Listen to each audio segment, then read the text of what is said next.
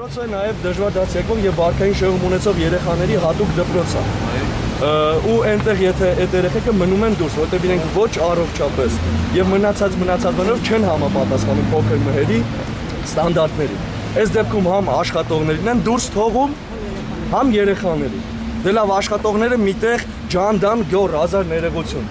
բայց երեխեքին չի կարելի դրսում թողել, որտեղ երեխա կա, որը չունի ծնողական խնամք, ունի ծնող, բայց զրկված է ծնողական խնամքից։ Հիմա շպրտենք փողոց, ունենք լիքը հաջողություններ, երեխեքը այլ աշխարհի չեմպիոն են դառնում, այլ Հայաստանի չեմպիոն են դառնում, կարատեի, թատերական խմբար։ Այդ երեխեքին հանենք դուրս, երեխաների 80%-ը չեն համապատասխանում փոքր մհերի կանոնադրությանը, այսինքն այնտեղ առողջական կա, որովհետև այնտեղ երեխային, ասենք փոքր ժամանակվանից դարձնում են զինվոր։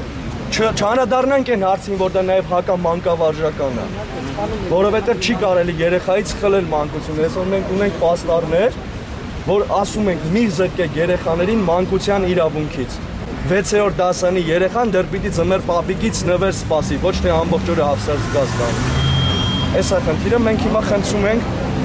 որ պարոն վարչապետը լուծում տա մեր խնդրին, որտեղ նախ այսքան մարդ մնում է գործազուրկ, հետո երեխեքը մնում են փողոցում։ Հետո մեզ ասում են այդտեղ երեխաները, ասենք, սոցիալապես անապահով չպիտի լինեն, բայց փոքր մերի կանոնադրությունը քիչ թե շատ տարաճանաչություն ունեցող մարդը վերցնում կարդում է, տեսնում է, որ այնտեղ հստակ ամրագրված է, որ նաև սոցիալապես անապահով երեխան է։